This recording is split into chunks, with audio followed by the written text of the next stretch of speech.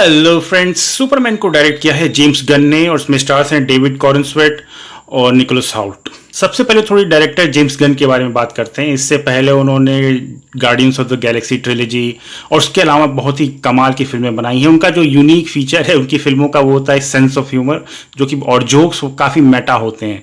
और इस फिल्म में उन्होंने फिर से झंडे गाड़ दिए हैं। कमाल के फिल्म है ये। इसमें कुछ मतलब कि ये फिल्म ट्रूली मैं कहूँगा कि ग्रेट फिल्म नहीं है, लेकिन जब तक आप फिल्म को देखेंगे तब तक आप इंजॉय करेंगे और एकदम ग्रिन आपके चेहरे पे खुशी होगी। क्योंकि सुपरमैन को डायरेक्ट करना, सुपरमैन की मूवीज डायरेक्ट करना आसान बात नहीं। सुपरमैन की कोई भी मूवी सक्सेसफुल नहीं हुई अभी तक। जो सबसे पहले जो 1978 वाली क्रिस्टोफर रीव की जो मूवी थी ओरिजिनल, उसको, और जो सुपरमैन पार्ट 2 थी वो, अगर उसको छोड़ दिया जाए तो कोई भी मूवी सक्सेसफुल नहीं हुई है। मैं पर्सनली अगर अपनी बात करूं तो सबसे पहली फुल लेंथ फीचर फिल्म मैंने सुपरमैन की देखी थी 2006 की, सुपरमैन रिटर्न्स, जिसमें ब्रेंडन राउथ सुपरमैन था। और वो फिल्म में एक्शन सीन्स और कुछ बहुत अच्छी चीजें थी, लेकिन ओवरऑल वो फिल्म एक डिसअपॉइंटमेंट थी। उसके बाद जब हम लोगों ने सुना कि हेनरी कैविल सुपरमैन प्ले करेंगे और जैक स्नाइडर उसको डायरेक्ट करेंगे, मैन ऑफ द स्टील को, फिर आपकी हाई होप्स थी हम लोग की उस फिल्म से।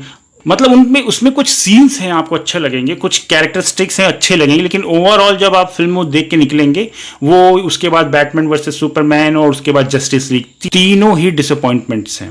के ऊपर फिल्में बनाना इतना मुश्किल इसलिए है क्योंकि सुपरमैन लिटरली, उसको मैन ऑफ द स्टील कहते हैं, और वो अपने छाती पर, अगर आपने कॉमिक्स बुक्स देखी हो या बैक इन द डे अगर आपने कार्टून्स देखे हो सुपरमैन के, जिसमें कि दिखाया गया कि वो अपने सीने पे मिसाइल्स रोक लेता है, ऐसे कैरेक्टर के बारे में आप फिल्म कैसे बना सकते हैं जिसमें कि वेट हो, जिसमें इमोशनल हो? क्योंकि जो हीरो उतना ही कमाल का होता है जितना कमाल का उसका विलन हो, या जितनी बड़ी मुसीबतें वो मतलब पार करे, जितनी बड़ी उसकी स्ट्रगल्स हो, उतना ही बड़ा आपको हीरो लगेगा और उतना ही अच्छा लगेगा आपको हीरो। लेकिन ऐसा कैरेक्टर जो अपने सीने पे मिसाइल्स रोक लेता है, उसके सामने कोई भी विलन मतलब बेकार है। तो यहाँ पर जो जेम्स गन ने किया, विच आई थिंक जीनियस, कि उन्होंने पहले फ्रेम से ही सुपरमैन को एकदम वनरेबल दिखाया है। अगर आपने ट्रेलर देखा होगा, सुपरमैन आसमान से नीचे गिरता है, उसके मुंह से खून और नाक से खून निकल रहा है। इसके पहले की किसी फिल्म में आपको याद पड़ता है कि आपने देखा हो सुपरमैन को ब्लीड करते हुए? नहीं देखा है। यहां पर इसने यही किया है। और सुपरमैन पूरी फिल्म में बहुत ही पिटता है, मतलब पीटता भी है लेकिन बहुत ही पिटता है, आपको वनरेबल दिखता है। वो बहुत ही इमोशनल है, बहुत ही चिल्ला के बातें करता है, और मतलब उसका हार्ट, उसका जो दिल है, जैसे कि अंग्रेजी में नहीं कहा जाता है कि he wears his heart on his sleeves, वैसा है इसमें। उसकी ह्यूमैनिटी जो है, उसकी मानवता, उसकी मतलब आपको फिल्म से ऐसा लगेगा कि फिल्म से बाहर आ रही है, आपको ऐसा लगेगा। फिल्म में एक सीन है, खैर मैं उसको स्पॉइल नहीं करूंगा, लेकिन वो हर किसी में अच्छाई देखता है। इवन अपने विलन्स में जो उसके दो बुरे लोग हैं उनमें भी वो अच्छाई देखता है।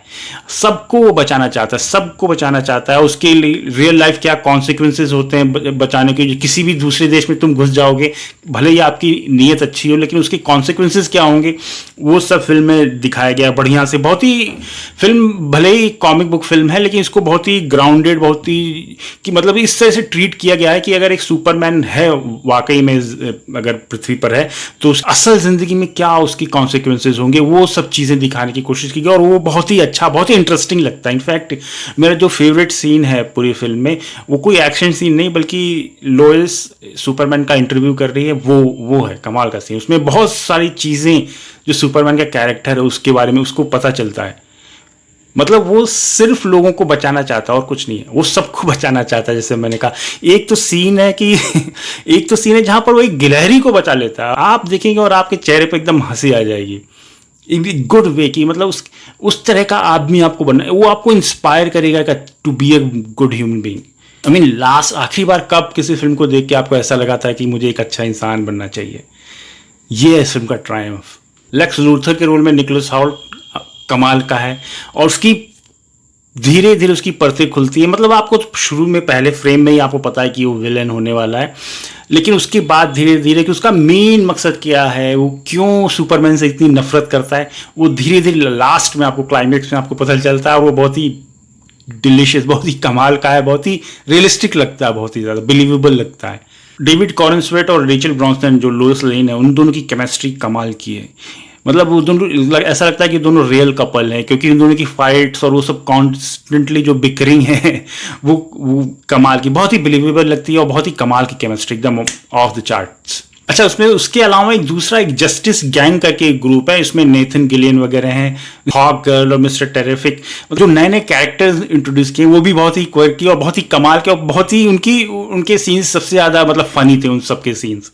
एक चीज मैं बताना भूल गया कि ये कोई फिल्म सुपरमैन की ओरिजिन स्टोरी नहीं है, इसमें एक फुल्ली फॉर्म सुपरमैन है, वो ऑलरेडी समझ लीजिए लोगों को कुछ सालों से बचा रहा है, सब पूरी दुनिया उसके बारे में जानती है। लोइस लेन और क्लार्क केंट एक कपल हैं और वो उसकी सीक्रेट आइडेंटिटी को जानती है पहले से ही, तो फिल्म मतलब एकदम आपको पटक देती है। जेम्स गन ने ये अच्छा किया क्योंकि आई थिंक जेम्स गन ये जानते हैं कि ज्यादातर लोगों को जो सुपरमैन की बैक स्टोरी है, ओरिजिनल स्टोरी है, ऑलरेडी पता है और उसको दोबारा दिखाने का कोई तुक बनता नहीं। आई थिंक वो सिर्फ वेस्ट ऑफ टाइम होगा, बट उसके कारण होता यह है ना कि आपको थोड़ा टाइम लगता है एडजस्ट होने में, क्योंकि फिल्म एकदम लिटरली के एक्शन सीन से शुरू होती है, तो आपको शुरुआत के करीब मैं कहूँगा कि 20-25 मिनट आपको कैरेक्टर समझने में, दुनिया क्या है इसको समझने में, कौन कैरेक्टर की क्या मोटिवेशन है ये समझने में थोड़ा 20-25 मिनट लगते हैं, बट उसके बाद आई थिंक आप कहानी के साथ एकदम सेटल हो जाते हैं और कहानी एकदम फ्लो करती है। मैंने ये अनफॉर्चुनेटली गलती की कि मैंने इस फिल्म को हिंदी में देखा,